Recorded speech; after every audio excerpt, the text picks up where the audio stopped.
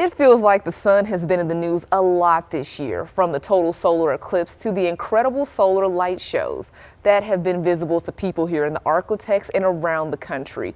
Now the sun is back in the news as NASA's spacecraft prepares to make a historic approach to our star next week. Here to tell us more about the historic move is Elizabeth Esther with the program executive of Heliophysics Operating Mission. Thank you so much for joining us.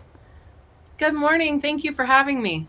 So tell us all about this historic move NASA's making to do next week. Oh, it's such an honor to tell you about it.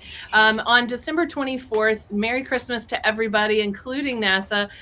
Parker Solar Probe will make its closest approach to the sun, traveling within 3.83 million miles of the surface of the sun.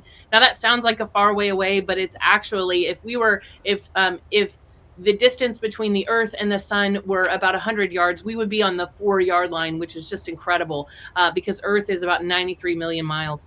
Parker Solar Probe will be traveling at 430,000 miles per hour. And I can tell you, if I could travel that fast, it'd certainly help me on my commute. I could get from Philadelphia to DC in about 1 second. Wow, that's pretty fast. So just tell us, what are we hoping to learn during this mission? We are hoping to learn the origin of solar wind, along with other things. And so the solar wind is what you see in our night sky through the aurora when the particles make its way to the Earth's atmosphere and interact with the Earth's atmosphere. We know that solar wind comes from solar events, but we don't know what causes it. We don't know how it's originated. And so we believe by getting that close to the sun, we will have an incredible opportunity to learn from the environment, from the atmosphere, what's causing that solar wind. Now, are these solar winds like a threat to us? We have an incredible shield in the magnetosphere. So Earth is very well equipped with a protection system in the Earth's magnetosphere where most of that solar wind hits the magnetosphere and shields the Earth, and you can see it there, which is absolutely incredible. Some of the particles do make their way to Earth in the poles, and that's what you see in the aurora. But the Earth is mostly protected.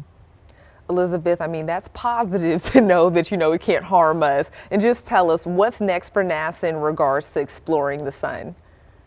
We have an exciting program. We're getting ready to launch multiple missions in the coming year, and we are excited. One in particular is tracers. We will do 3D imaging of the solar wind. So we'll have 3D imaging of the solar wind. We'll have Parker observing it from the sun's atmosphere. And with those data sets combined, we're excited to really understand more and more about the solar wind and what causes it.